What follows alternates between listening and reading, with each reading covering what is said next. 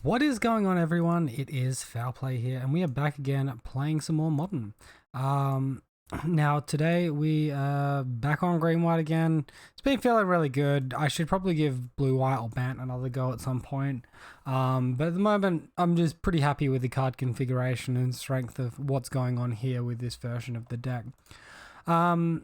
Alright, so the same sort of stock land base. I've only got 4 fetches at the moment. I did move off the 5th back to the 4 Temple Gardens. Still running the 11 creatures. Core Spirit Dance has been surprisingly impressive for me as of recent time. So definitely going to continue rocking her. And yeah, for the auras, I've made one change. I removed one Spirit Link and added an extra Spider Umbra. Just found we were versing a few too many Wrath effects. So we'll sacrifice a little bit of life gain for some more assurance against these decks that are going to be blowing us up. Now we've still got playsets of the Ethereal Armor, of course, the Hyena Umbra, the Rancor, and the Daybreak Coronet. And yeah, as I said before, 3 Griffspoon, 3 Spider Umbra, 2 All That Glitters, 1 Spirit Link. I am running the Leyline of Sanctities in the main deck because there is a fair few decks that it hits at the moment. From Scapeshift to Burn to to Mill as well. That's another one that's about all your different discard decks, your Jund. Pretty reasonable to be running this in the main deck at the moment. I'm still going to be continuing with my Lurus Companion in the sideboard, only relevant for games 2 or 3. I still think it's pretty decent just to have that potential to get your stuff back right. So other sideboard cards, we have the 2 Path to Exile, we have the 3 Rest in Peace, obviously a lot of graveyard stuff running around, 3 Suppression Field, mostly for Heliod combo, but it does interact with some other decks as well. We've got the 1 of Seal of Primordium, which is a reoccurring artifact or enchantment destruction with the Lurus. We got the 2 Force of Vigors, and we got the 3 Gadok Tigs. Gadok Tig is back in a big way, and it definitely feels very, very good to me. Alright, let's jump into a league, guys. Alright, so here we are for match number 1. We're versing Sandro R, and we won the die roll. We've got this hand with no auras to enable the Daybreak Coronet, 3 lands, which is 1 too many, and a duplicate creature. This is definitely a mulligan. Yikes, these hands are awful at the moment. So opponent's mulling into 6. I think we can go to 5 for a better hand than this. Okay, this would be about right. I don't think it's good to keep a hand with 1 Ethereal Armor. Let's be real though. Alright, we'll keep this one. We've got to put 3 cards on the bottom of our library. I guess we'll keep this Leyline of Sanctity. Hopefully it's good. Hopefully it gets us a good match. We're obviously down to 4 cards, essentially 3, and we're on a 1 lander with only a 2 mana aura in hand. So a lot can go wrong here. Alright, well, let's see what our opponent's on.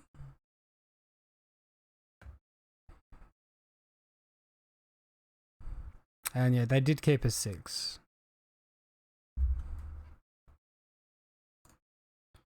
Alright, so my opponent did Stomping Ground into a Noble Hierarch. I'm a little confused as to what deck he could be on from that particular line of cards. Let's go ahead and attack for 3.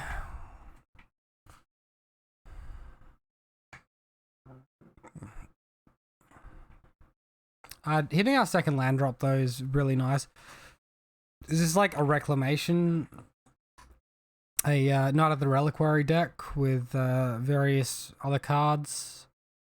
Looks like a night color, yeah. Alright, Renegade Rallier. Sure. So we find a Hyena Umbra. That seems like an aura that we want to cast. This means we attack for 5. Let's get in there. Alright, well, we seem to have drawn very well, despite mulling to only 4 cards. We've drawn very well. Unfortunately, the Leyline of Sanctity was a dead card, so I guess we could have had an extra All That Glitters down. But that's not not the worst. Like, it's not the end of the world. It is still buffing our all that glitters, so I guess it's technically giving 1/1 to my creature, right? As long as all that glitters stays where it is. They've got black mana as well, so at the moment we've seen every color but blue. So 4-color night deck. Pyre of Heroes. Okay, so it's the human Pyre pile. Okay, gotcha. This is... Oh my god, we drew flying. We're drawing so hot right now. When target creature is put into the graveyard this turn, return that card to the battlefield. Alright.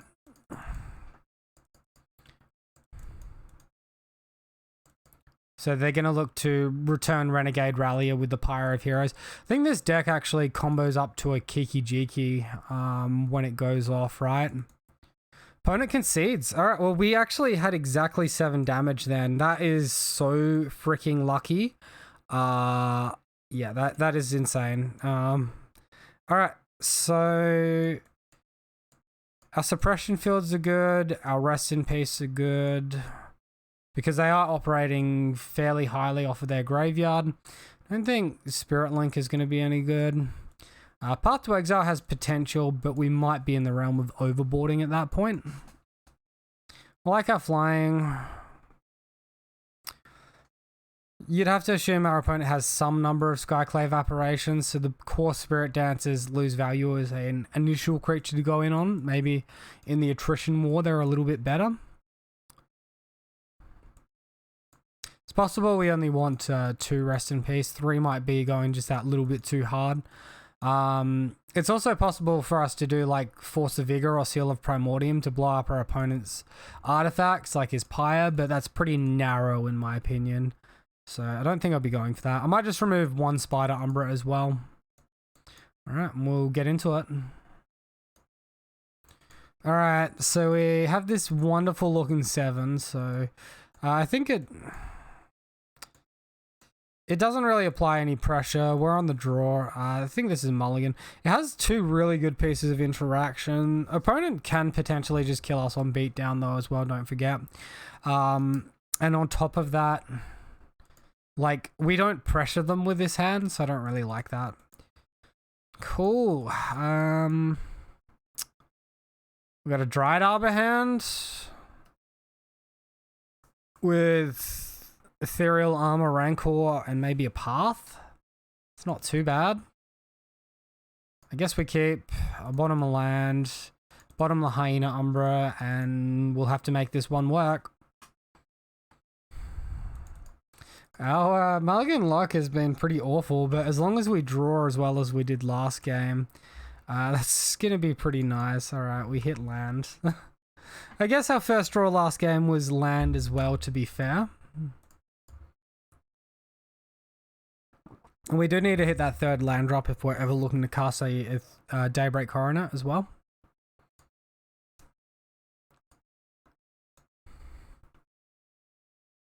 Thalia's Lieutenant. Okay. Interesting. So they didn't have any other creature, any 1-drop. Seems like a pretty slow hand. What did they keep? We mulled to 5. Opponent kept to 7. I'm not sure if that's the sort of 7 that you really want to be keeping. Let's just go ahead and attack for 2 here. If they had a 1-mana creature, they would have vialed it in earlier to get the Thalia's Lieutenant trigger. I don't want to extend my Rancor into a Skyclave apparition. I think our Dryad Arbor dodges the Skyclave apparition. I'm not entirely sure. I think it's non-land permanent. Alright, so Pyre of Heroes, sure. Attacking us for 1. That's fine.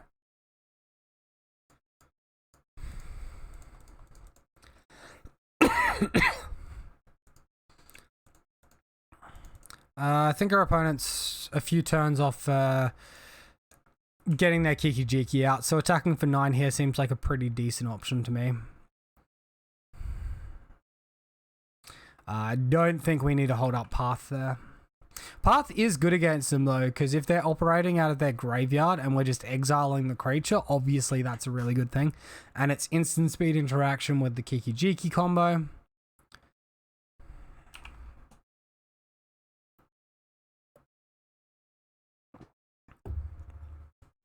And if our opponent doesn't interact with our board somehow, we will have them dead next turn. We've got 9 trample damage to their 6 toughness, and we can instant speed path a creature if they're going for the blocking route. Alright, so they hit us for 1 point. They sack the Thalia's Lieutenant. Play Grafter enters the battlefield. Each player sacrifices a creature. Oh, great. This fucking card.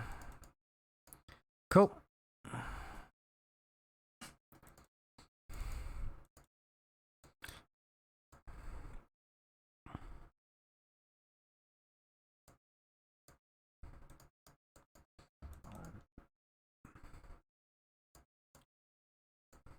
Let's get this Lurrus to hand.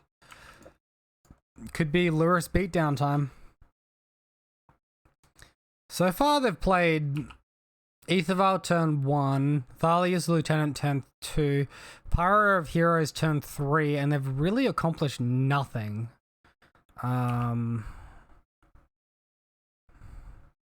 said that though, they obviously we're not doing much at the moment.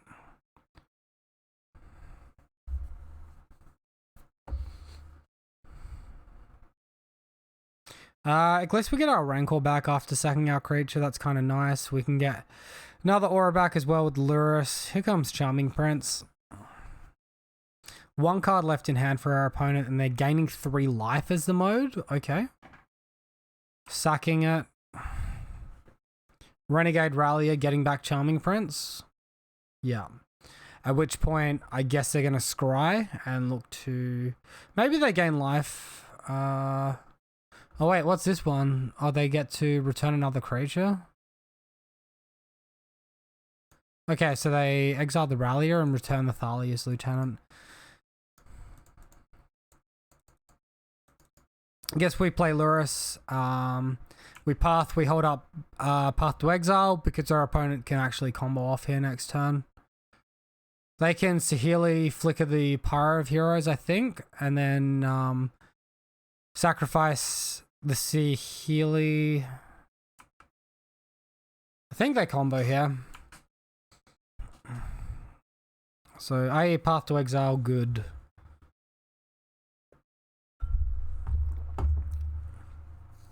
You can see our opponent had like absolutely nothing though. And then they just get a pretty significant board state out of it all. So you got another Plaguecrafter here, that'd be pretty gross. Alright, Orzhov Pontiff. I have not seen this card in a hot minute. Holy moly. So he's minusing. Is he going to look to do this twice to kill the Lurrus?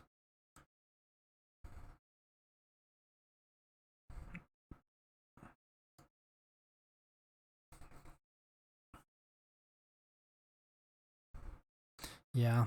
Alright, so it actually has a die trigger where it kills our Lurrus here.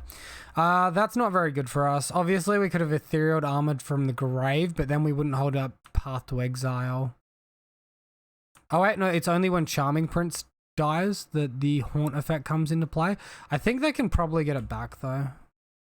Yawgmoth.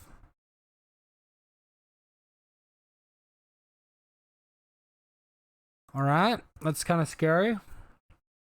Is this human typing as well? Yeah, it is.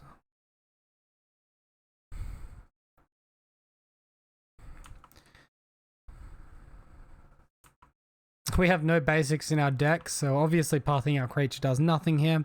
But we don't really need to, do we? Have they got more humans to play? What's going on here? No, they're just playing a land, attacking in.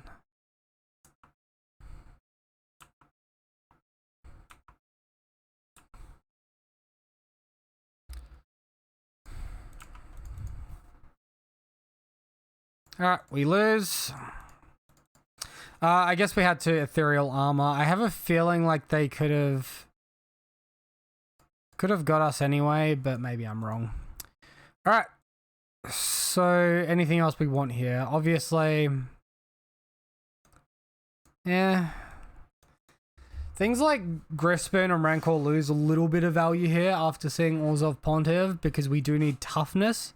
Most games, though, it's not going to matter.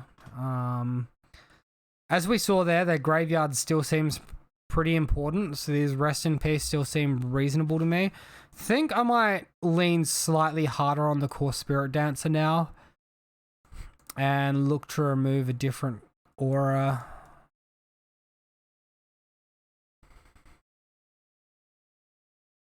So yeah, our opponent just switched to killing us on normal beats there. We'll get rid of one Griffspoon.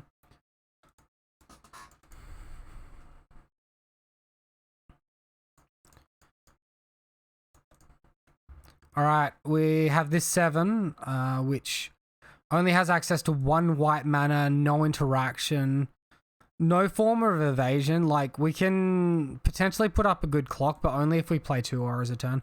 I actually think this is a mulligan, considering what we're versing.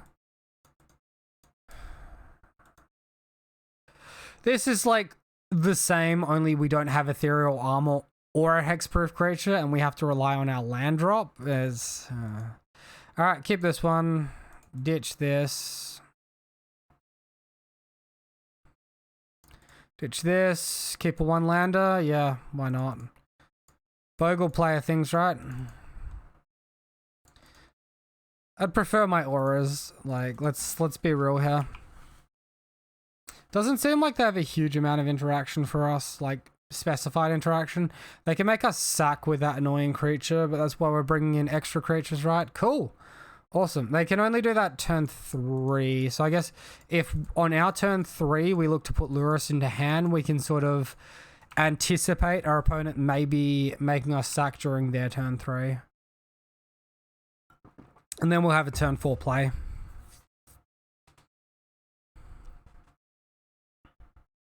It's really annoying that it's like just tutorable like that. Pyre of Heroes. Alright.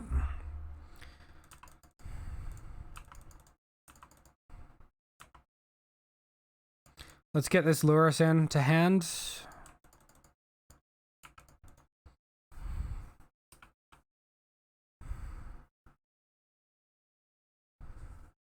So they can potentially violin a 2-drop and then activate Pyre and make us sack our creature, right? Looks like that's what they're going for. Charming Prince going for life gain. Oh, this is so cancer, man. Fucking Diabolic Edict on a stick. Unbelievable. They just get to like tutor for their hate piece. Insane. It's like Leyline does nothing as well because this is each player sacrifices a creature. It doesn't target.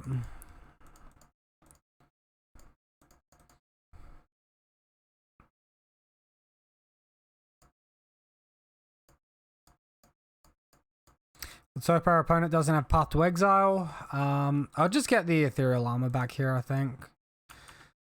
Maybe not. Yeah. I like the Lurrus.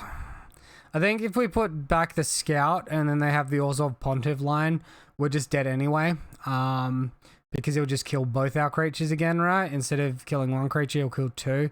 So this makes him have something like a Path to Exile. Or potentially a Skyclave Apparition as well.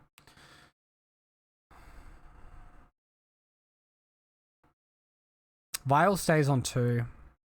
So opponent has 2 mana creatures in hand they want to get rid of.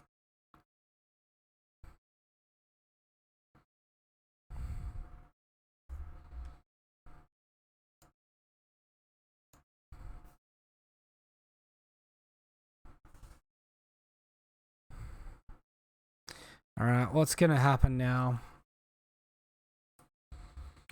Complex thinking. I like this because it means Lurrus isn't automatically dead, which is a good thing for us, right? Alright, so opponent plays this thing. They're going to Pyre. They're going to go up to a 3 mana creature, get Renegade Rallier. Get Charming Prince back. Okay. What's the line? Gain life. Exile Renegade Rallier. Get more value. Get that back. Okay. Opponent's just getting everything back. Yeah.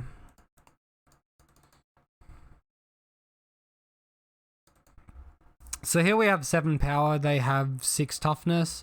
If we all that glitters, we might actually be able to force the win here. As long as they don't have another Charming Prince in hand, I think this is okay. Our opponent might block incorrectly. Like they might block with 1 creature and then we can path it and trample the rest of the damage over the top, right?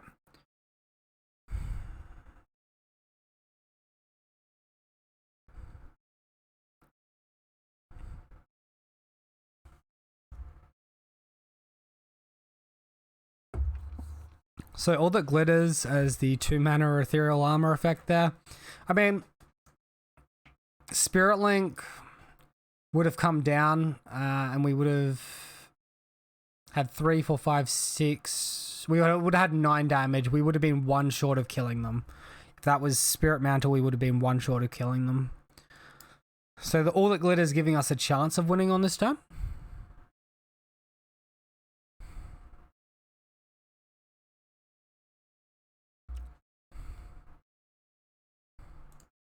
We have the Ithval activation. Let's see what they're getting. Oh, Masked Vandal. This is like exile a creature from your graveyard. Exile target artifact or enchantment an opponent controls. That's fucking cancer, man. Let's see how hard they go with the blocking. Is this until it leaves the battlefield or just generally? Man, that is rough, that one. Alright, we do have 4 toughness though, so if we can get ourselves in a situation where we only take 3 damage, that would be preferable. So we need our opponent to block with only 2 creatures.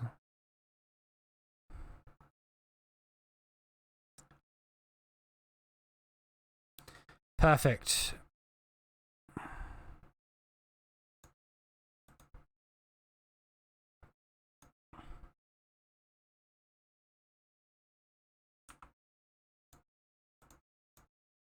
Let's path away that Renegade Rallium. And we'll be able to trample 5.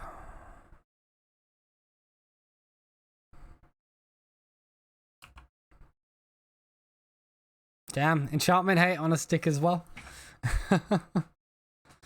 That's alright, that's alright. We're still going. They're going to get their Charming Prince back after this. They're probably going to gain some life off of it. We're like desperately looking for something which is not mana. I mean, it's great that we hit our land drops and all, and I guess we drew all the glitters off top, but now we're pretty resource light at this point. Opponent has the option to go up to 3 here or potentially scry. I think the big option though is they probably want to exile their masked creature, and then they want to goodness gracious. And then they want to get rid of one of my auras here. So they probably want to go after the Rancor in this spot.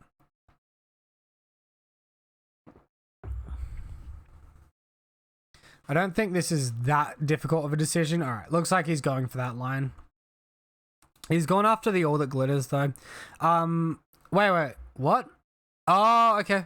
No, that makes sense. It dropped my toughness, so I die. Alright, we need to draw a Core Spirit Dancer now. Oh, this is super lame. I should have pathed the Charming Prince anticipating that. Alright, I could have actually played around that. That's really poor of me. Oh, no.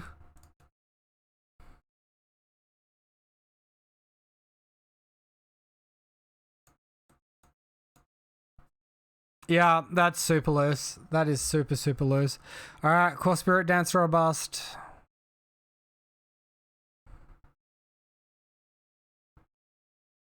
We have a lot of life to play with. Opponent's got 1 creature left there. Looks like he's activating his Pyre on Charming Prince, probably.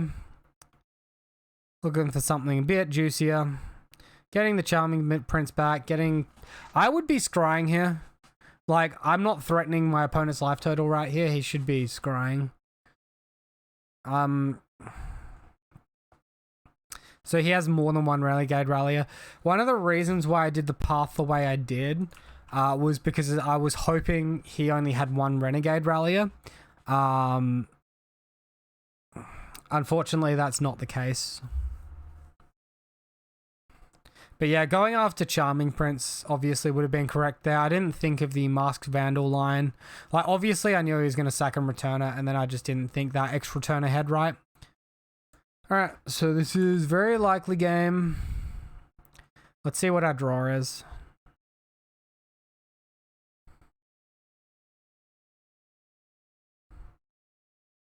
Okay, if we get to go to our turn, that is.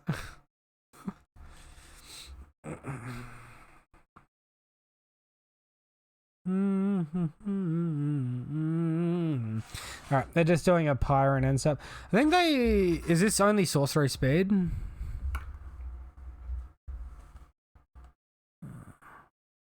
Yeah, that's only sorcery speed, so they have to go for an effect like that now. Sure. So they sack the Renegade Rallier. Yeah, okay. They're just going for like Uber combo there. I guess they can't have Kiki Jiki because it's not a human. There is some sort of infinite damage combo thing that goes on with this deck. The important thing though is that we had the option to get out of this lock and we didn't. That's the big problem there. We played our path wrong. Is he going to go for some Yawgmoth antics now on the Renegade Rallier?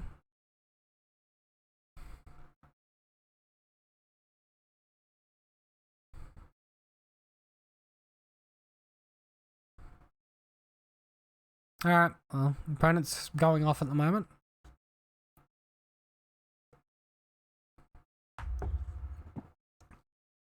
I think they're sort of new to the deck. I versed someone playing this deck before, and the previous opponent played it a lot faster. I think this plays a little bit newer and just working it out. I also think that they've played very tight with the cards that they've had, though. Their lines have been perfectly, like, pretty good. Pretty good. Even though they've been taking a long time, they're just being sort of cautious, right? Alright, so what are we? We're just drawing cards with Yawgmoth, are we? Okay. Wouldn't you want to fetch your land before you do that? I guess they're going for that now. I just can't remember what the exact combo was. Curious to see if they go for it here.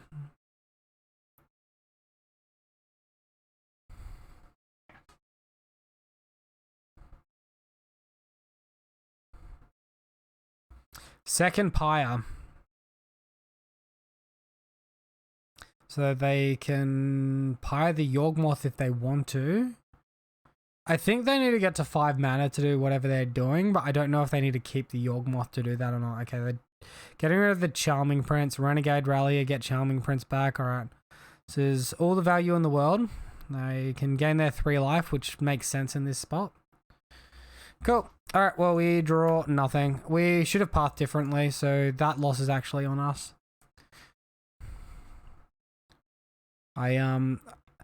I passed away a Renegade Rallier because I figured they only had one and it was important to the combo, but it looks like they had at least 3 copies of it. I should have pathed the Charming Prince so that they couldn't return it with Sephirli. So they Sephirli'd replacement effect on the Charming Prince. Goes to the grave, comes back. They choose to exile a creature. They exile the Masked Vandal. Exile our all that glitters. And then when they exile our all that glitters, our creature's toughness fell below the amount of damage it had taken that turn. Alright, well, on to the next one. Alright, so here we are for match number 2 of this Modern League. We lost the die roll. That means we're going to be on the draw. Opponent has mulligan to 6, and we are doing the same. It says here, my opponent is currently 2-2, and his last published deck was an Amulet Titan list. That's kind of scary, to be honest. I think we keep this, and hope. I don't think, like, we can reliably go down to 5. Hopefully they're, like, on a slower Amulet. hand. We'll get rid of one Rancor and get into it. Yeah. All right.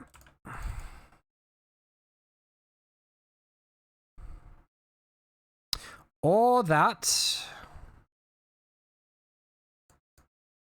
I haven't got like that good at auras for a Slippery Bogle to be really good though, and I don't have any life gain. If this is like the Titan Shift version, I don't have any life gain for that.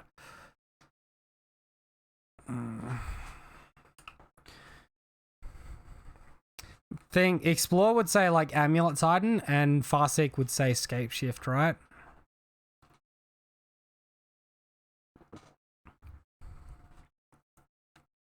So they're fetch shocking.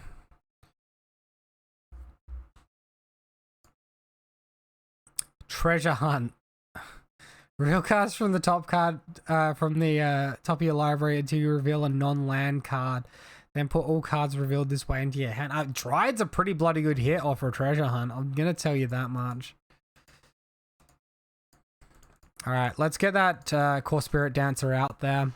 And we'll attack our opponent for 1. They shouldn't be able to kill the Spirit Dancer next turn unless they play Amulet. I think. Alright, well, Triome is good news for us. And that gives us a turn to do what we want. I'm pretty pleased about that. Let's try and get Totem Armor on Core Spirit Dancer to protect it from something like Lightning Bolt. I'm just going to go double armor on it as well to protect it from like a crazy Dryad of Elysian Grove here. We'll attack in, and we missed a land drop, but considering we have our opponent dead next turn, that's okay. 4 mana, Supreme Verdict. Hey, look, Totem Armor OP. We'll use the Spider Umbra effect here.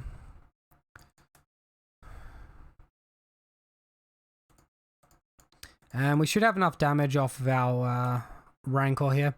So this is a Bring to Light Scape Shift deck. Just go ahead and attack for 12. Alright, opponent packs it in. Cool. Alright, we got game 1 there.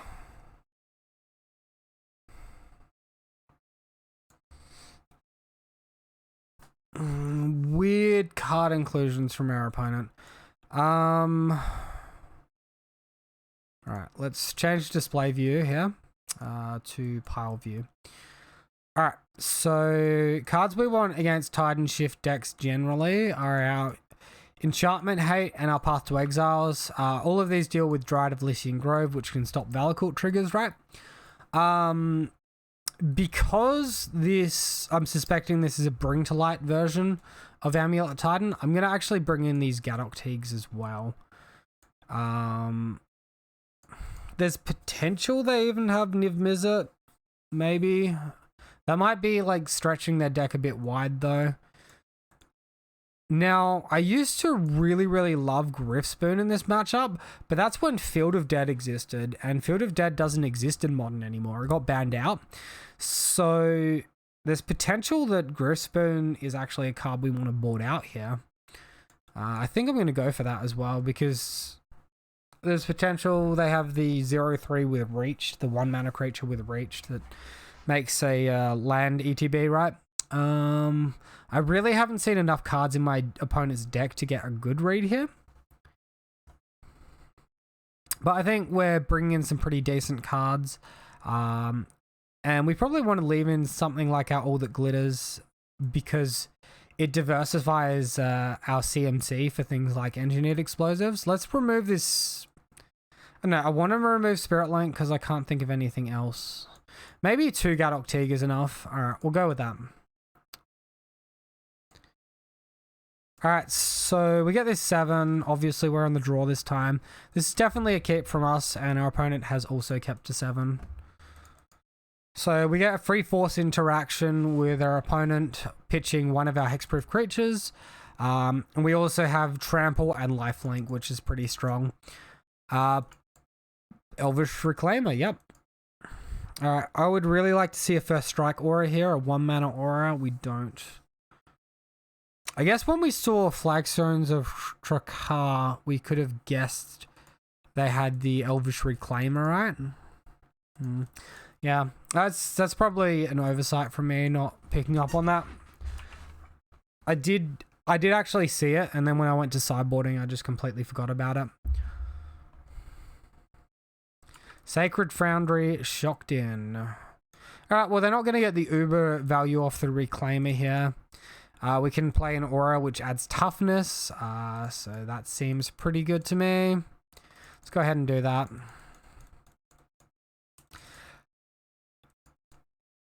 We could actually Rancor their attack and bait the trade to then play another Scout out.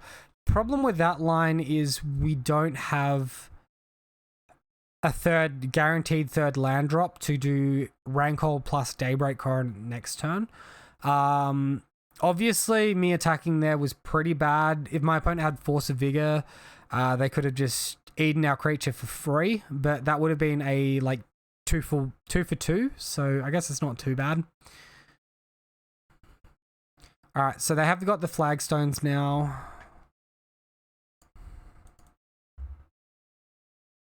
Hey, look, we find pretty good land. Do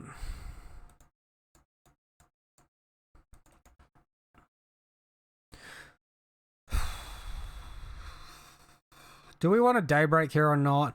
Our opponent didn't have Force of Vigor last turn. I think they would have eaten our creature if they did. I'm going to go for the Daybreak Coronet off the read that my opponent doesn't have Force of Vigor. If they've drawn it or if they slow rolled it, we're going to get blown out pretty hard here.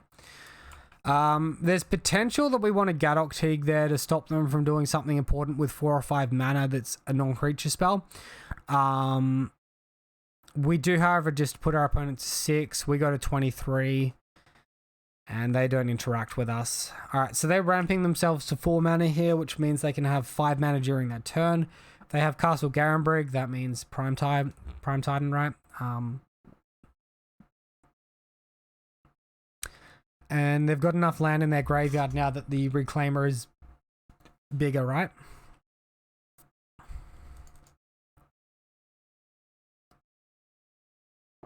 Teema, Jeskai. So far I've seen 4 colors, everything but black. Alright, there's black. They're 5 colors. This is definitely Bring to Light. A Bring to Light deck here. Is he going Thoughtseize into... No, he can't Thoughtseize and Bring to Light. Is he just tapping his lands correctly? Bring to Light on 5, what's the worst thing he can get? He can obviously get a Supreme Verdict and kill our creature. It will kill his as well. We have a different creature to reload onto. Alright. I think we beat the Supreme Verdict as long as the rest of their hand isn't 2 gas. We do get 3 for 1 here. Or 3 for 2, I guess. That's not too bad. And obviously our opponent's quite low on life, so we're pressuring pretty hard here. Put our creatures on the bottom of their owner's library. Sure. Go for it.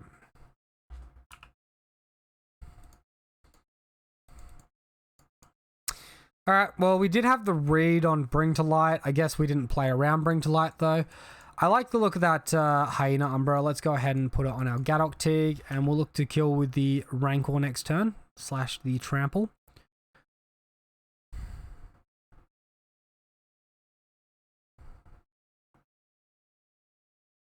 This locks him off any future Bring to Lights as well. Treasure Hunt. Alright, what do we find this time? 7 cards enter the revealed zone. They find Dryad of Elysian Grove after seeing 6 lands. Big yikes there. Big yikes. Alright, well, if that's the best our opponent's got, I am going to Force of Vigor this end step. Never mind. I'm going to Force of Vigor this in... Oh, wait, we can't Force of Vigor this. Yeah. Alright, never mind. We lose our Totem Armor. If they play another land, they kill our Dryad Arbor. Okay, we kill our Gadok Teague. Alright. We can still Force of Vigor this, but then we lose our only creature. Awkward. I think we played this game wrong. I guess we played around what we wanted to play around.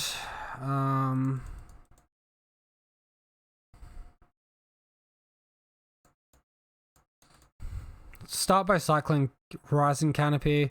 Find Ethereal Armor. Alright, so we'll go Scout plus Ethereal Armor.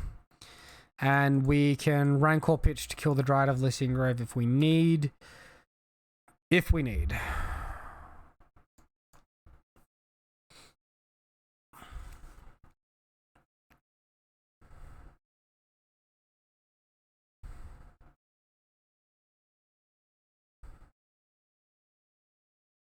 Got them very close to dead though. They're only on 4.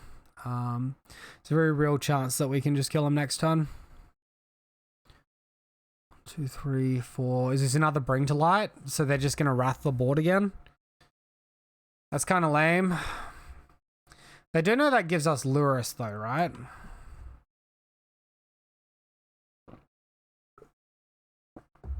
Oh, they're going for the Scape Shift.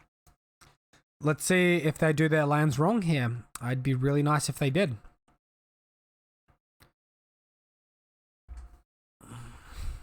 If they greed on 4 Valakutes, I think we can fizzle them. Oh, they've only got 4 other lands. Okay, we fizzle them anyway. Yeah, sweet. So...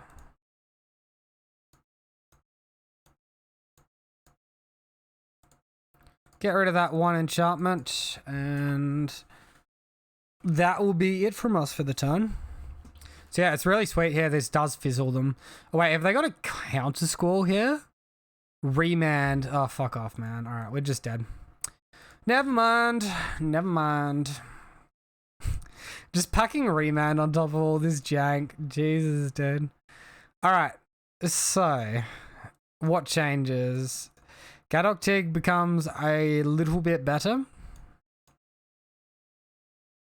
That's about it. They do have Scape Shift. I guess life gain's still important. Maybe we can take out 1 Force of Vigor here. Leave the other one in. It's a nombo with the Gadok Tig, but if we don't have Gadok Tig, or if we choose not to cast Gadok Tig, then we're fine. Alright, so match 2, game 3. We have this 7, which looks pretty rubbish. So let's mull it. We're on the play. This is also rubbish. Alright, we're going to need a really good 5 at this point. We could have like a really, really good 4, but... okay, here's a 5. We've got duplicates on creatures. And yeah, this is not good, but we're sort of forced into keeping this one.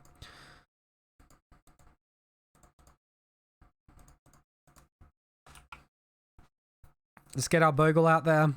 There's potential to slow roll the Teague to protect it from Dryad of Lycian Grove. I don't think we need to, though. Hey, look, we actually have the right combo this time. We're slightly less aggressive doing it this way, but we do get to attack with a Gadok Teague next turn if we do it this way.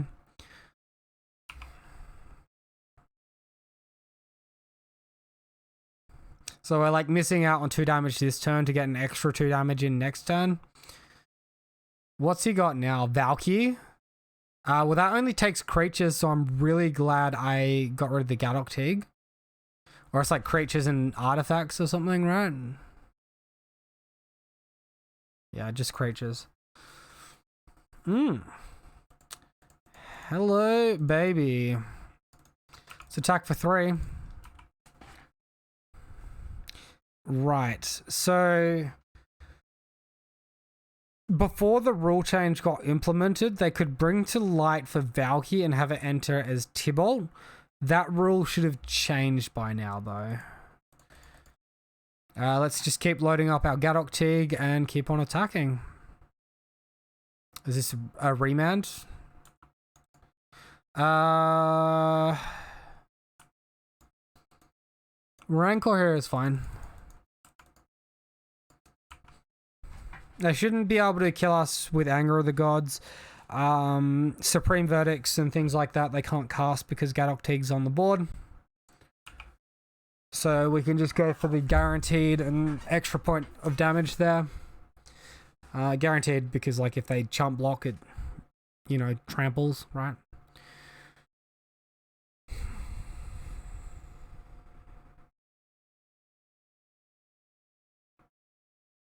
Omnath. Yuck.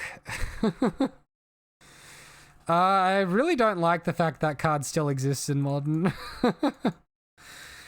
We can actually... Oh no, we can't go in on 2 creatures. We can only go in on 1. Play this pre-combat for the extra buff off the All That Glitters. And our opponent has to block with Omnath here, actually.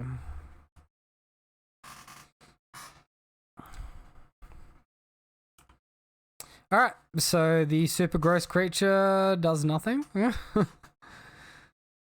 Cool. Alright, that seems good for us. Opponent's on 2. How good of a turn that can I have on turn 5 through a Teague? Awesome, we win. Alright, cool.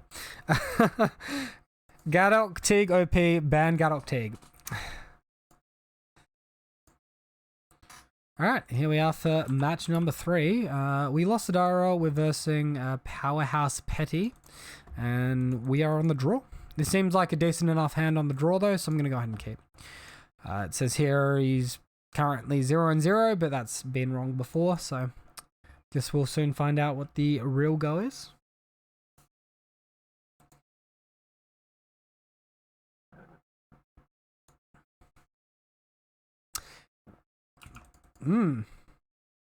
That's a scary boy. No turn 1 discard. Hey Trapixia, how you going? Hey Gletch, how were your days, guys? What's been going on? Looks like we're versing Jund here, match 3. We're currently 1-1. Ooh, there's the Tarmogoyf. So the play is play around Liliana, I suppose, and run a Core Spirit Dancer into potential removal. Shit, got reamed at work, yeah. Hospo life, man. Hospo life. Oh, we drew a Glade Cover Scout. Does that change things? Otherwise, life is good. That's good. Are you doing that running challenge with Trop Pixie, or is that just Tropic NI? What's the guy? Pretty good. Day 4 of 100-kilometer running challenge finished today. 20 kilometers for the week. You ran 4 days in a row. You're insane. You're both insane. I tell you what, I ran on Monday, and now I am like so sore that I think I can go for a run tonight, but I'm rooted from work. It's not going to be a good time or anything. 5 days tomorrow. Oh god. And 2 gym classes. So we've got 20Ks and 11Ks, and I've done like 6.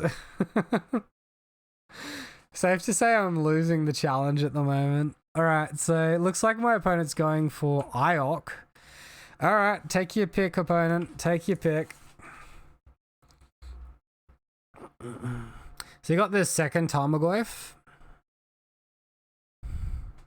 I can do it. Yeah, I know I can do it. It's just after 3 weeks of being sick and not going for a run, my muscles are sore and tender. It's a lot of running. They took this Spirit Link. I'm not so sure about that one, Chief. I'm really not sure about that one. It looks like it's paying off here, but that does not seem right. The opponent's giving us 2 Core Spirit Dancers instead of 1 here. That's... I know Spirit Link represents a draw trigger, but they need Iok plus a kill spell here to make that worthwhile. You think it was right since I have 2 core? I guess if they've got the Fatal Push, then it doesn't matter. Yeah, alright. Well, I guess it was fine if they had... Did they have double discard though? Because they didn't do they Blackcleed Cliffs turn 1 and they didn't do a discard spell. So unless they drew Inquisition or Kozilek both turn 2 and 3 there, might be scared of Core than Core Spirit and then Core into Core. I mean, I don't get the free draw and I don't have a 3/3 with lifelink.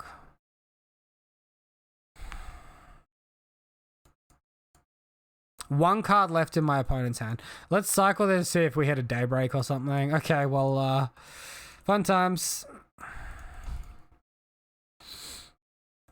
I kind of have to attack with this one. And chump block one Tarmogoyf and hope to God.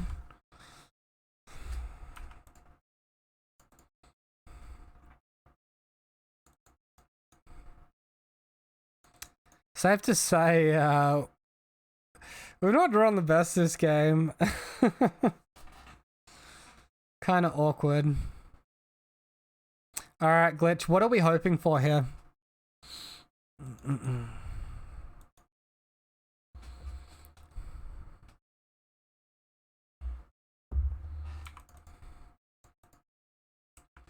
I mean, Daybreak off the top and you good, yeah.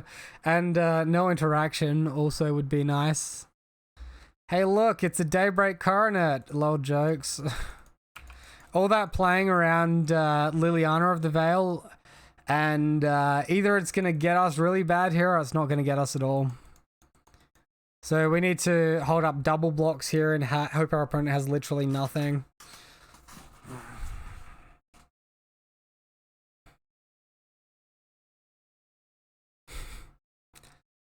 Bloodbraid Elf, so we're just dead. Let's see how hard they roll this one. They roll into Colligan's command. Alright, cool. Alright. I mean, that's... I'm gonna assume that's a pretty good top deck, right? Alright, so we want our Rest in Peace in this matchup. I cannot stress that enough, people. Rest in Peace is good here. We've already got the ley lines in the main deck. We might want to bring Lurrus in for if the game goes super long. We can probably look to minus things like All That Glitters because they're sort of weak on their own. Maybe a Griffspoon. Problem here is our opponent can have like Plague Engineer, so having lots of auras that don't give toughness is bad. Because obviously they also have interaction for like, they have like 2 Assassin's Trophies and a Plague Engineer, we probably lose our creature. I think this is fine. I'm going to go with this. Rest in Peace is really good. Shuts down their Tarmogoyf, their Scavenging Ooze, and their Renin 6, and their Croxer. So like, it's a good like 12 cards or something in their list that it shuts down. Alright. Good looking 7. Let's keep. A little bit weak to Assassin's Trophy. So they can like turn 2 Assassin's Trophy our leyline and make us sack our creature. Hopefully we draw either a creature or fetch land though, so we can play around that a little bit. Otherwise we're just going ham on Daybreak and we can be like really outvalued for in several ways.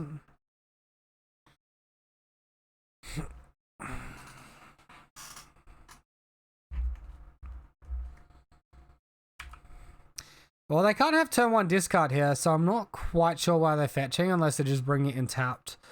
I'm not... Hey, look! PogChamp, let's fucking go. I'll take that any day of the week. Holy shit. When was it last that we actually drew what we needed to play around our opponent's cards? Holy shit. That's epic. Renin 6. I am very happy to see a Renin 6 get played here. That card is... I just accidentally skipped through my turn. Uh-oh. Hey, Pay. Hi, Foul. One question. How do you see Mana Tithe in Bogles? It's probably fine. My question is, like, what are you bringing it in for, really? If there's a specific like matchup you're trying to get it there for, then it's probably very good, but there's potential that it's not amazing. I've definitely played it before and it's been quite good. If your opponents are trying to curve out and it's important for them to curve out, obviously it has its strength.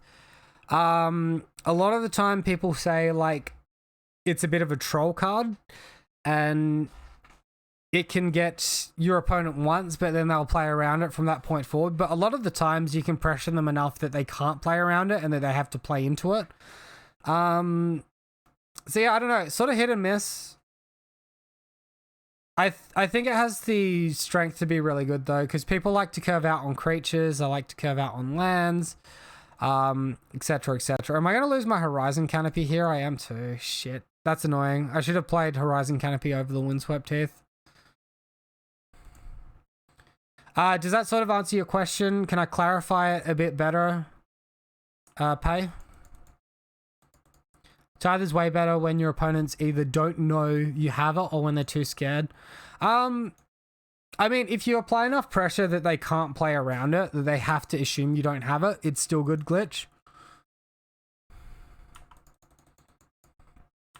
So I really could have done with an extra 4 damage on my opponent last turn. He'd be on 7 here and he'd be like dead this attack. Hey, look, we find a Griffspoon. That's pretty gas as well, though. We put our opponent to 1. Hell yeah. Yeah, just less good. That's true. There's potential it's like better than Stubborn Denial, and potential it's not. Like, Glitch and I had this discussion previously where you could just run green-white Bogles and splash blue just for Stubborn Denial, and it would be quite good. And like, I think for most intensive purposes, that's probably correct. Here I think we just win. Our opponent needs to put a blocker, interact with Griffspoon, and somehow block a like second creature on top of the first. So he needs 2 blockers and just destroy the Griffspoon there. They pack that one in. That's good for us. All right. Anything we want to change here?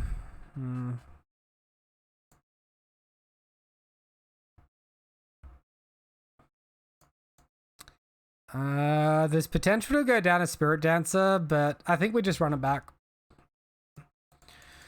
Alright, so we're obviously keeping this hand. My opponent has mulligan to 6, and, you know, we got a Leyline hand, so gas. Unfortunately, no double white, no first strike. But, hey, Poggers will take the Leyline.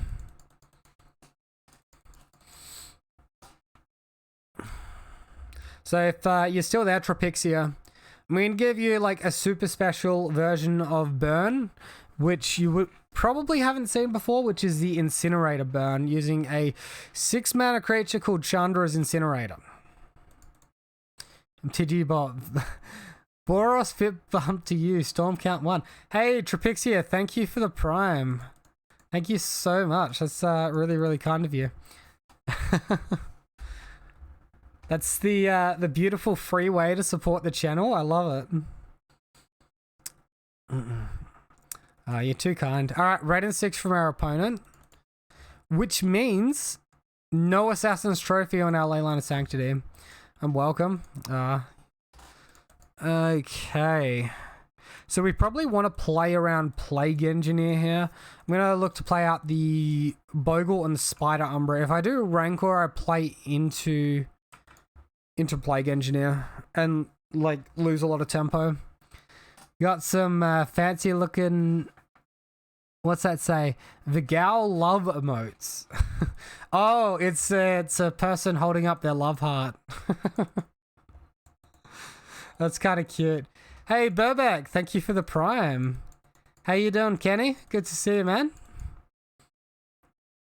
Your next turn, Corn and Rancor seems pretty sweet. Yeah. Liliana of the Veil. Oh, that's not the Liliana our opponent's looking for. Well, we discard land here and hope to draw another land, I suppose. A little bit sad. Land? I'm definitely hanging out for land on this turn. Core Spirit Dancer. Alright, well. I think we just kill the Liliana of the Veil here so it stops attacking our hand, and then we'll just ignore the Ren and 6, attack them for 1. Yeah, she is now a new variety streamer you are following. One of her community gave me a gifted sub yesterday. Oh, that's nice of her support base. Definitely kill the Lily. Alright, glad you're in agreement. Burbeck with the Charizard emotes. Oh, I love those emotes. Found her first month subscriber. All right, now we got to battle through a Tarmogoyf, so this is where things potentially get tricky. I guess we'll find out shortly. Blackcleave Cliffs. I wonder if I can fail to replacement effect. So we're just not attacking at all and playing a Spirit Dancer. I guess so. We can attack in and trade a Spider Umbra, and then we're bad against Plague Engineer plus some removal. Yeah. I think I like just passing here. We're going to see if our core Spirit Dancer eats an Abrupt Decay or a Fatal Push or something.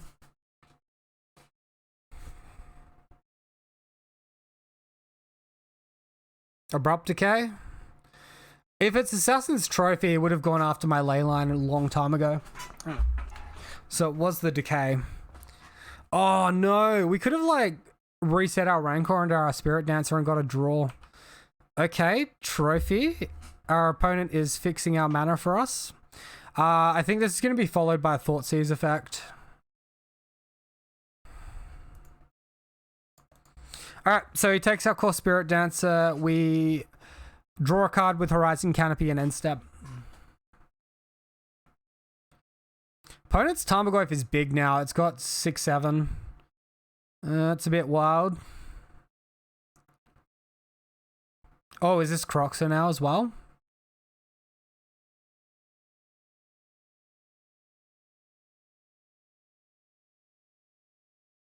No. All right. Value, gas. Come on, man. Not like this.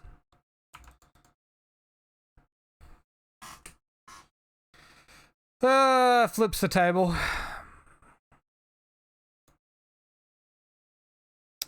Guess we should put our guaranteed land down and just pass the turn. Rip, yeah. 2 draws and a whole bunch of nothing. What did we draw this game? Land? Land in a Bogle? It's kind of a big rip. So now his instants and sorceries have retrace. That's a bit scary. Can start going after our auras on the board here. I think we might be losing this one. We should still have a game 3 though, right? If I'm remembering correctly. Has he got a way to eat my Rancor? There's no Scavenging Ooze on the battlefield. He's going to Thoughtseize it out of hand, maybe. Okay.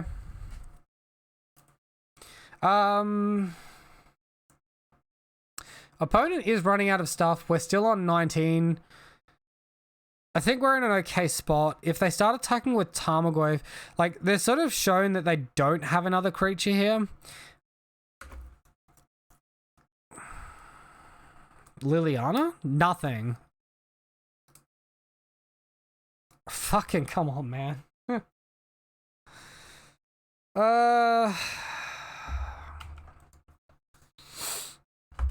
So if we play Rancor, we play into not much.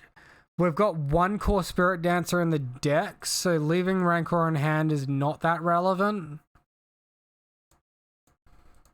I guess I'm playing like super into some sort of sweeper effect here, but I think we just need to commit cards to the board. We're pretty far behind. Opponent is just playing patiently, which I think is fine because it stops him from getting super blown out.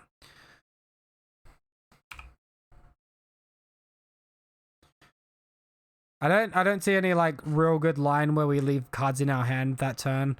Bloodbraid Elf, alright, here it comes. Lightning Bolt, goodbye Drider. Oh, he's gone face, okay.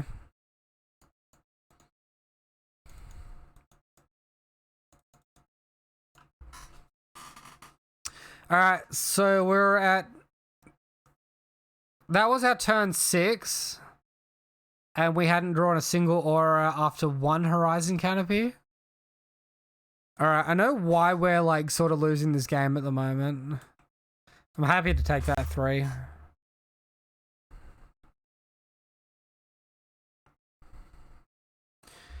Alright. Does that change anything? Not really. That's still a pretty bad aura in the context of our board state. There's potential to put it on a Bogle so we can chump block the Bloodbraid Elf next turn, actually. If we draw a First Strike aura, that puts us pretty far away from attacking, though. And yeah, our opponent's Lightning Bolt, Abrupt Decay, Assassin's Trophy, all that stuff's got retrace, right?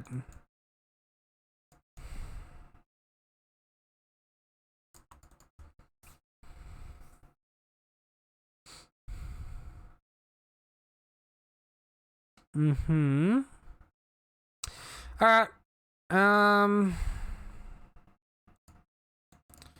Cool. Well, I'm going to play that in case Luris does something. I don't even think that's going to happen at this point. If our opponent plays really slow again, maybe. I don't know why they're not casting these, like this Abrupt Decay and getting rid of the Spider Umbra, though. That seems kind of loose. Wrenn and 6. So maybe they didn't have land, and the Wrenn and 6 is going to give them the land they need.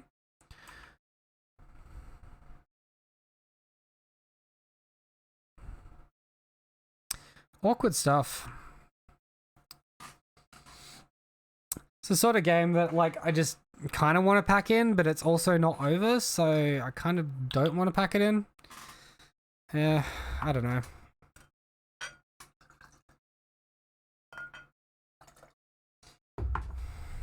What is our opponent doing? Verdant Catacombs to hand, and they played a land, so they're clearly not using Retrace even slightly. Right. Attacking with Tarmogoyf. Well, it's probably time to cash in this Dryad Arbor and use it as a chump blocker.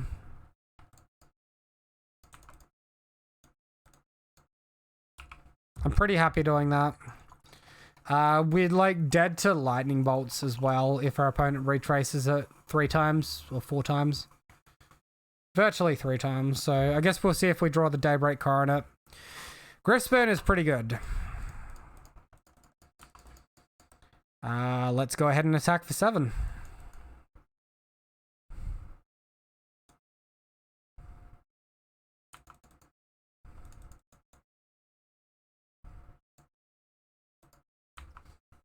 Obviously ignoring the Wrenn and 6.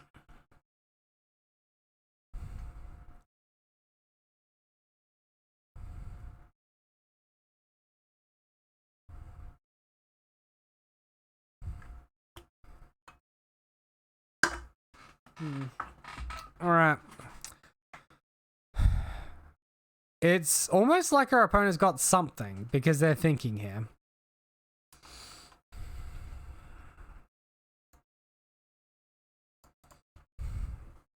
I can't really react with too much. I guess they can go after the Griffspoon or the Spider Umbra with an Assassin's Trophy or an Abrupt Decay. But either way, like, they don't really get a good block here because I still trample damage. I think if our opponent attacked with the Bloodbraid Elf last turn instead of the Tarmogoyf, that would have been wiser because they could kill the Griffspoon and then eat my Spider Umbra. This is the second time they've gone after Rancor. Are you holding Colligan's command? Or are you going after the other Rancor as well?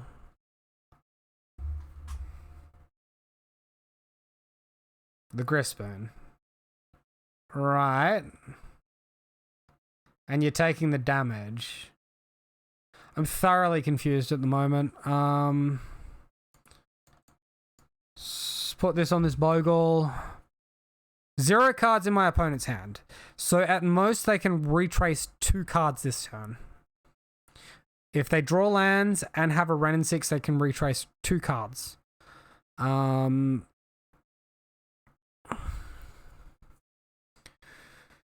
we playing around Liliana? I guess it depends on what our opponent does. If he attacks with both creatures, we need to decide whether or not to play around Liliana. I played the Rancor there because Griffspoon I can guaranteed get back apart from them drawing Scavenging Ooze. It's less mana efficient to do it this way, but it sort of guarantees it, and it gives me a chance to kill Bloodbraid Elf if he attacks with Bloodbraid Elf. Alright, so Croxer deals 3 damage to me, so they have 1 retrace. That's very important information. I think I would have Croxed post-combat.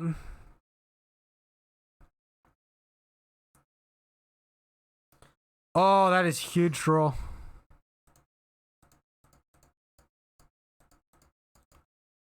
The question is, do we have enough damage to kill the Tarmogoyf? I'm surprised he's not flashing back the Croxer there in his second main. He definitely... Oh, wait, he needs double red? Okay, so he didn't have the mana to do it. Alright, so. We have to play around one, like, Abrupt Decay Assassin's Trophy-like effect here. So if he gets rid of our Griffspoon, our creature shrinks to an 8-powered creature, right? We then get to trample 1 damage if he blocks with Tarmogoyf. If he blocks with Bloodbraid Elf, I think we just attack with everything, right? If we attack with everything, this is... Just make sure this one's attacking the right guy, which is him. Alright, so if we attack with everything, he blows up the Griffspoon, we have 8 power. He blocks this with the Tarmogoyf to stop us from trampling lethal. No, okay, wait. 8 power here. We trample 6. We deal with 1 damage white. Alright, this is our best attack, which is attack with everything. Cool. Alright, we'll allow Ethereal Armor, an extremely good draw there. Because obviously Abrupt Decay gets retraced here. We all know that's happening. He has to hit the Griffspoon so he can actually block my big creature. And we've put him in a position where he has to lose his Tarmogoyf. And he has to lose his Bloodbraid Elf.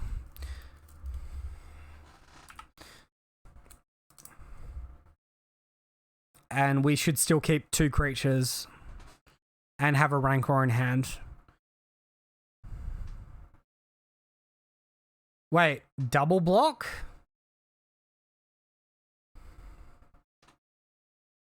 Okay. He's got a 6/7, so we lose Totem Armor here.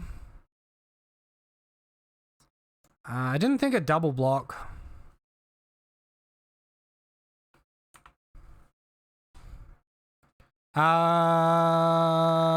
No, we wanted to kill the Tarmogoyf. I'm a freaking peanut. Oh my god. Wait.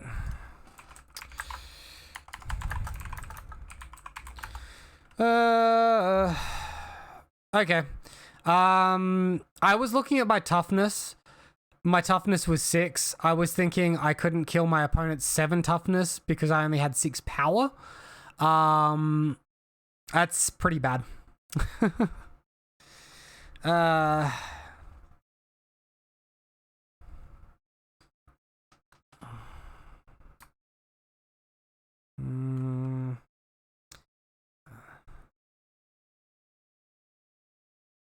Croxer plus Bren. So Croxer's 3. Yeah, true. True.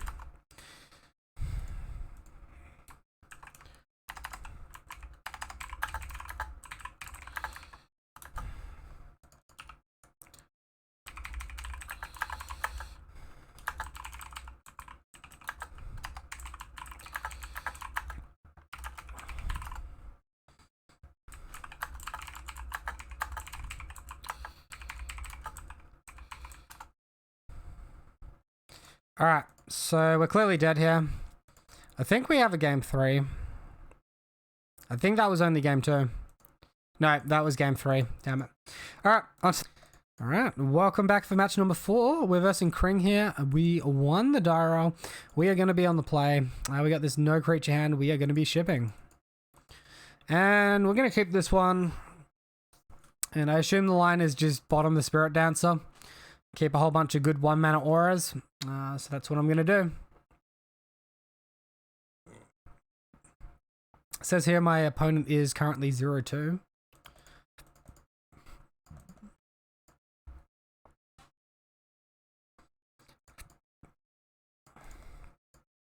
And I am currently 1-2. It's a battle of the Titans at the moment. Yeah, I think I can pinpoint like 2 misplays that I've made that probably cost me games, so it's unlucky. All right. So we're versing a Titan Shift deck if they're playing Cinderglade, which means we probably want to draw a land and just race our opponent a little bit, right?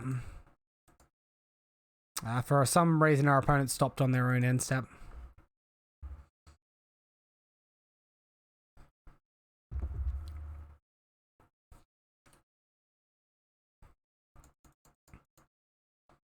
Are you off playing League as well, Trapixia, or are you hanging out at the moment?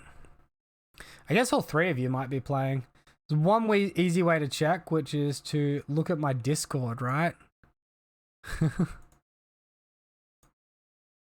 Alright, so it looks like Burbs and Glitch are playing some League. Trapixia doing some more interesting stuff, watching us here. Alright, cool. So we get to untap finally. And now there's a stop on our upkeep for some reason, question mark. I don't think we're playing around Pyroclasm. Let's just go ahead and try and race our opponent as quick as possible with as much damage as possible.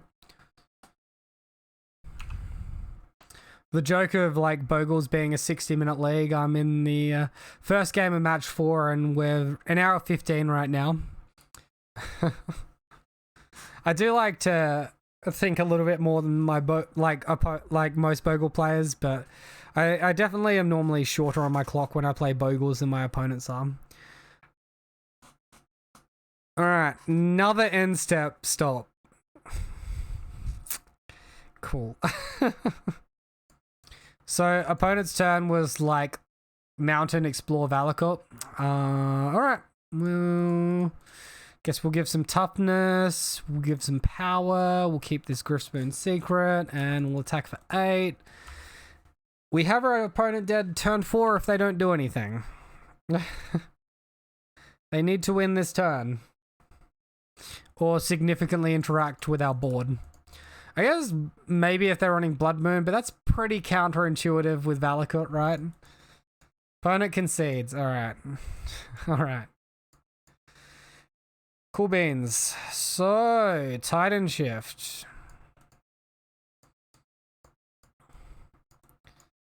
I do take out my ley lines in this matchup because they do bring in enchantment hate and it doesn't make much sense having a card that just dies to Force of Vigor. I don't know.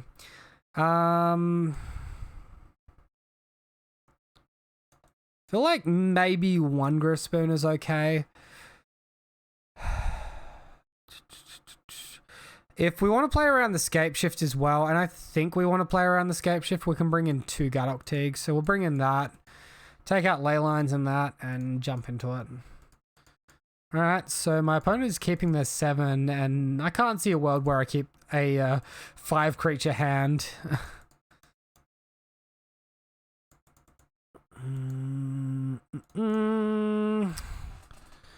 Alright, Dried Arbor OP, question mark. Bottom 3 cards. Land, Rancor.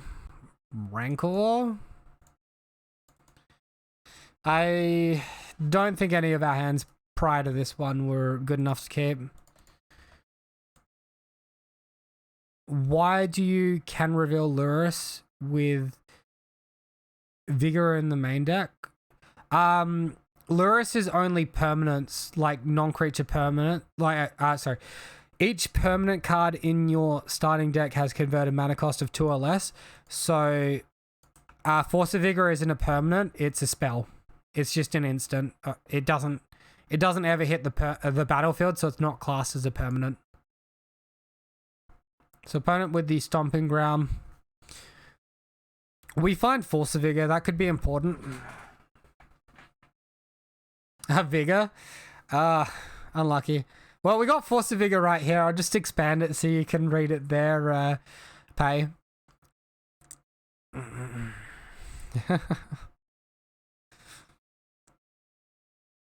Alright.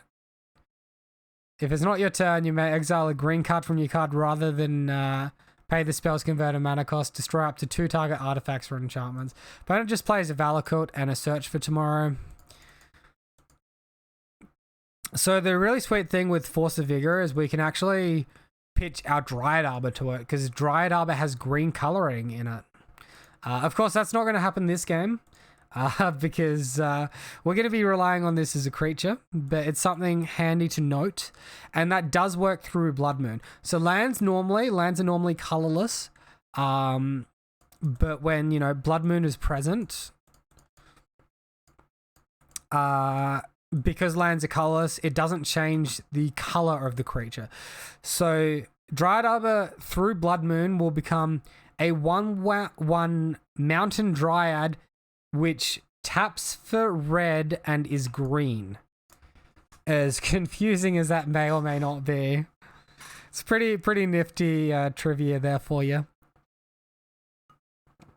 All right, so I really wanted to get my Dryad Arbor safe from Lightning Bolt here, which is why I took the turn off of attacking to do double aura while my opponent was tapped out. Good old turn 3 Glade Cover Scout here. Beautiful stuff. I'm going to leave that in hand for Force of Vigor. I think it's probably worthwhile. I don't think it's accomplishing much on the board. Our opponent didn't force a negation our enchantment, so I'm going to assume from this point he didn't have force a negation in hand. If he might be slow rolling it because he figures he's going to be able to hard cast it from this turn forward, but yeah. All right. So opponent at 4 mana.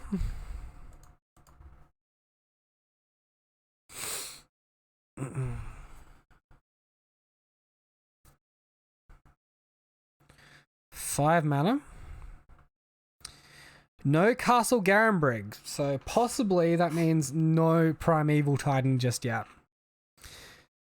Yep, sure, we will play this because it allows us to attack for 6. It gives us an extra source of totem armor.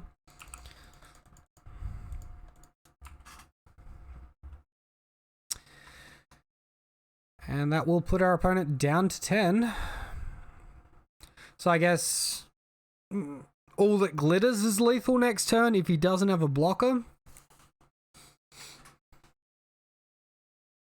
Our opponent didn't do any ramp spells last turn either, which is interesting. His only ramp spell has been one Search for Tomorrow, which got suspended on turn 1. So currently they're 1 land short of Scapeshift and killing us.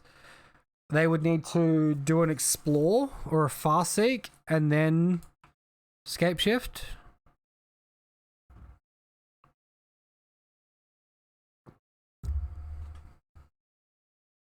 Primeval Titan.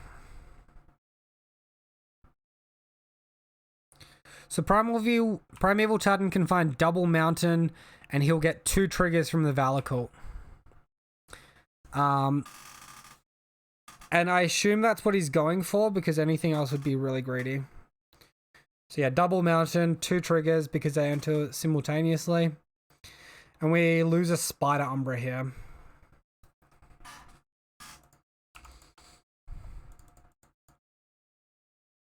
However, they have played their land for turn. Alright, so what are we hoping for here? Maybe another Totem Armor effect? If we had double white, I'd be like Daybreak Coronet. Alright, well, Ethereal Armor's pretty good. It's gonna add 4 power. Attack for 8.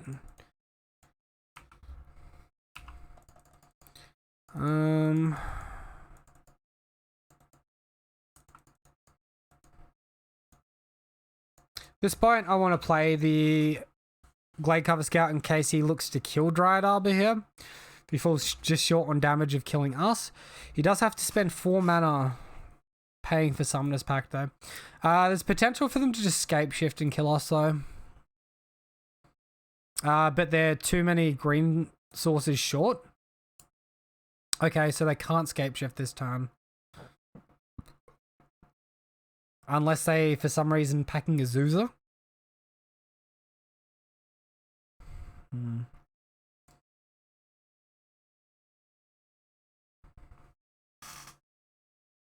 That is a very interesting way to sequence this, because if you attack with Primeval Titan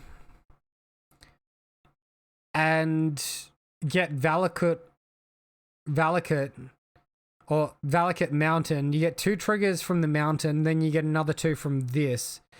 Now you get 1 trigger from that, you attack with Primeval Titan, like you're losing a trigger. That doesn't make very much sense.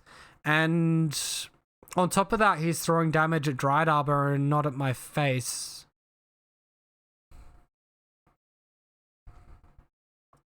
He got double Valakut. Why is he playing this pre-combat if he got double Valakut? Are you freaking kidding me? My opponent doesn't know their deck. Am I missing something? Are they just doing Dryad of Elysian Grove into land and killing our Dryad Arbor almost? Because then 3 triggers, 1, 2, 3. It doesn't kill it. It just... Okay, so they're doing Farseek. That makes a little bit more sense. 3 triggers. So if they put all 3 on Dryad... They can sit. Alright. If our opponent sequenced their cards correctly, we needed to draw a card to potentially win that. Yeah, I think we're fortunate that our opponent misplayed. It was probably going to a game 3. Alright, so here we are for match number 5, everyone. We won the die roll and we're going to be on the play. Hand looks pretty spicy. Let's keep it. We're versing Rutilius. Or Rutilius. Miss the second eye. And turn 1 poster boy into pass turn.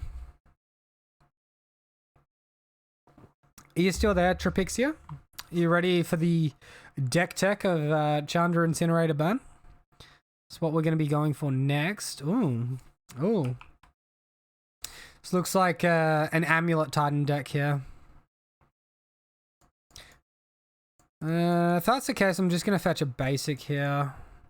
Sort of try to conserve a little bit of life and attack our opponent for 4. We're a little bit land flooded at the moment, but we can cycle these Horizon Canopies. As long as our opponent isn't too quick in what they're doing, we should be okay. Radiant Fountain, explore. Yeah. And probably a bounce land I would expect at this point. Bajuga Bog. That's annoying for Lurrus, the fact your opponent can have that. I think we're happy cycling Canopy, looking for action over trying to cast Leyline of Sanctity next turn. We're still in like a good spot. If we go Spirit Dancer plus a 1-mana aura, draw a card, that puts us in a pretty good spot for our turn 5. Dryad of Elysian Grove, sure.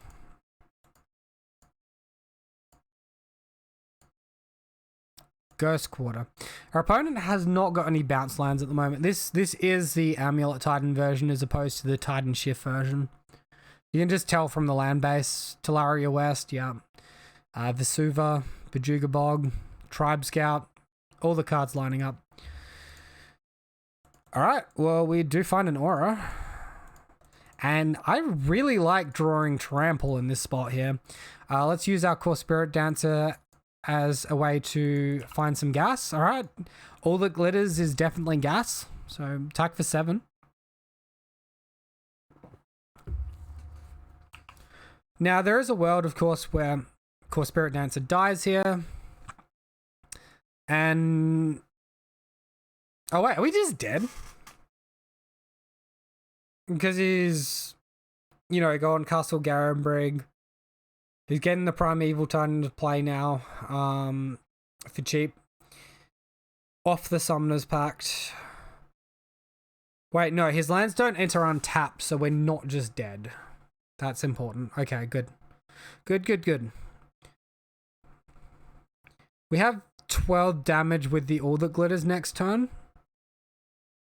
So we need to be able to get past 5 toughness.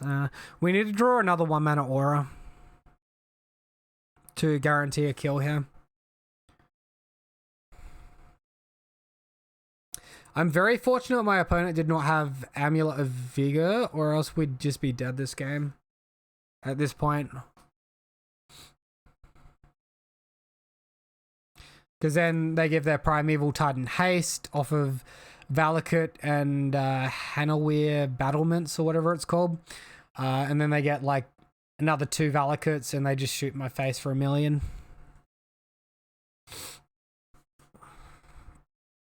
So this is turn 4 without Amulet. Yeah, we're pretty fortunate here.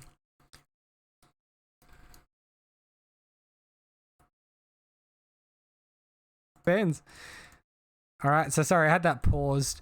We had the decision to cycle a Horizon Canopy or play All That Glitters and attack for 12 and they chump block with Primeval Titan. We lose on Crackback. We cycled looking for a Daybreak Coronet, instead found Griff's Burn. We attack in the air for 9. We get the win. Yeah, sweet. Awesome. Love it. Beautiful. Perfect. All right, so sideboarding, as we were talking about, we bring in the removal. We take out the ley lines because our opponent can have enchantment destruction. It doesn't really stop much. I think we leave in the life gain, which is on Spirit Link. We leave in all that glitters because they play around engineered explosives, and Core Spirit Dance is a good reset card, right? Alright, so we're back here for match number 2. Opponent is keeping a 7, and we've got a pretty good looking 7 as well, so we're going to do the same. I think Spirit Mantle's pretty reasonable, honestly. Shit. I should have played the Razorverge Thicket there. It is only going to matter if I draw like another Razorverge Thicket next turn, but obviously it's worth playing around. Looks like my opponent's playing an Explosives on 1. And a Bounce Land? Yeah. Alright, well, that's fine. We've got the Spider Umbra, so as long as they don't have Force of Vigor, we still have our guy. 2 Spider Umbra? Okay. At the moment, I'm on 7 Umbra effects because I'm seeing a lot of, like, destroy all creatures. Engineered Explosive. Quite good. You just woke up. Beautiful. Good place to be. I hope you've got your cup of coffee with you. I don't function without, like, at least 2 cups of coffee in the morning. No Force of Vigor from our opponent, which is good. I do like Spirit Mantle. I guess you just got to depend on if you want to race or not. Because I'm running the main deck Leyline of Sanctities, I'm going for the All That Glitters with that extra enchantment synergy. Are there a lot of Titan decks right now?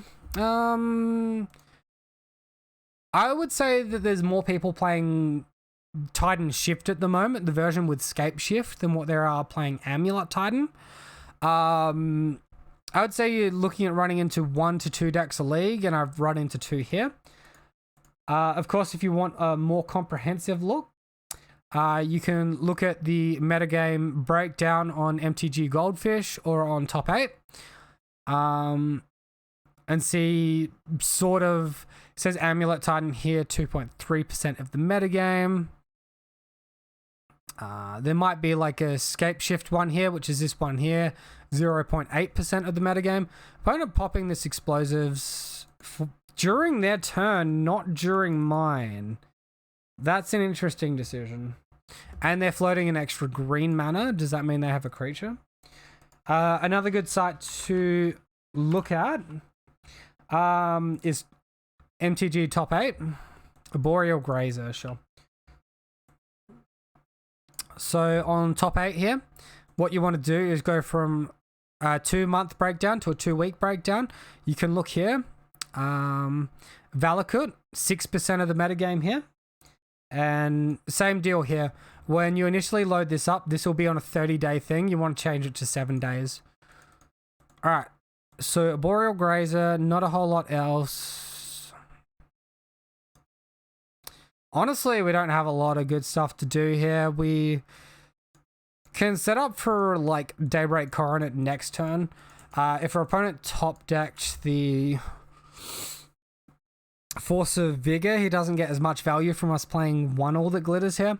I'm setting up for if I draw land next turn, I can go Rancor plus Daybreak Coronet.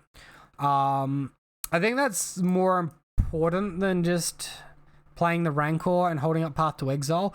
Like, there's also an option where I can just Daybreak Coronet or second All That Glitters, attack our opponent, hold up Path. It depends on how much my opponent advances their board state here. Azusa. Alright. Sure. So my opponent probably has 1,000,000 mana at this point, but they don't have Amulet of Vigor, which is good for us.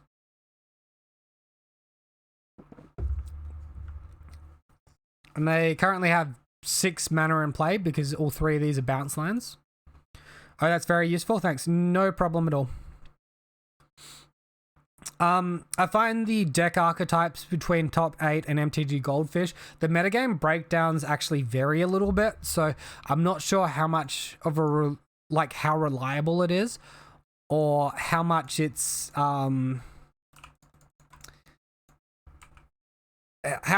just like the winning published lists, because it could just be going off published lists or something like that. All right, so here I kind of want to hold up Path to Exile because I suspect Primeval Titan's hitting the battlefield. I don't like Primeval Titan.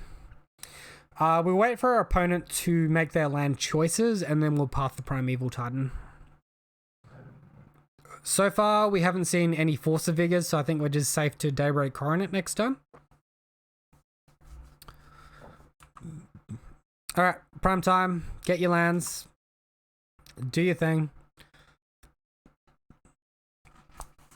And yeah, this is a prime time without Dryad of Lycian Grove, so we don't have to be too concerned here. They might just be like setting up for maybe double strike next turn. Or maybe an Engineered Explosives on one. Maybe they have a second Engineered Explosives in the deck.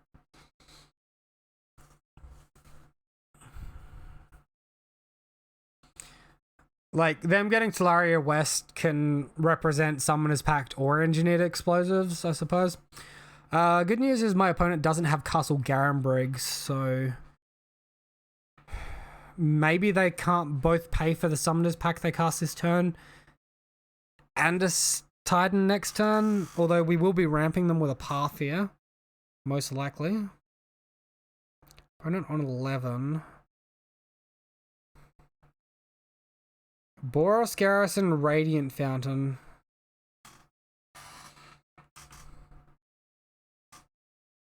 Sure. So they're going to bounce the Radiant Fountain. I guess that makes sense. They're sort of trying to gain a bit of life here. Play Radiant Fountain, gain some more. They're all the way up to 15. Alright. That negates an entire turn worth of attacks for us. Opponent can attack us for 1 here. I don't see them ever blocking with Azusa, so they've probably missed a point of damage there. Let's path away this Primeval Titan. At the moment, our opponent doesn't have access to a second Titan as far as we're concerned, unless it's that 1 card in hand or they draw it. And let's commit Daybreak Coronet. If we do Daybreak or All That Glitters, it's the same damage. Our opponent can't have Force of Vigor here because they've only got 1 card in hand and 2 mana up. Sorry, 3 mana up.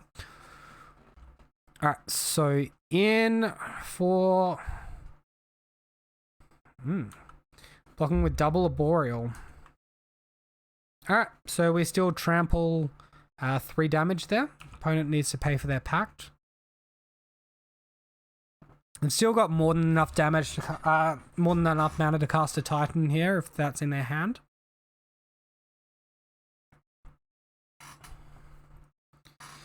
Alright, looks like my opponent's bouncing Radiant Fountain again, gaining some more life. Sure, whatever. We'll let him have that. There's the Slayer's Stronghold. So they had potentially Slayer's Stronghold in hand, which is why they searched Garrison Radiant instead of opponent, question mark. I think that's a tilt attack there. Seems odd. All That Glitters is going to be lethal here, so let's attack for lethal. GG. Alright, not bad. 3-2. That's about what you expect in modern leagues at the moment. So I guess we didn't verse any Tron this league, but we did verse, I guess, a fair few Titan Shift decks. I like Leyline of Sanctity game 1 against Titan Shift decks. Obviously, it does shut off your Lurus as your companion, but it also has like the pretty high upside of being like really good in the meta game at the moment. Not bad, yeah. Don't mind it. Don't mind it at all. Let's open up this screen a little bit. Sideboard wise, what are we thinking right now? Let's just bring all of this more into view. Hey Pay, thank you for the follow. Good to have you on board. All right. Yeah, sideboard wise, I think really the flex slots in our sideboard at the moment are Suppression Field. If you want to get rid of them, I think the two main contenders are probably Path to Exiles and Dromoka's Command. Dromoka's Command because Heliod combo is a very real deck at the moment, and Dromoka's Command is extremely good against them. It makes them sack their Heliod, which is pretty hard to do, right? Okay.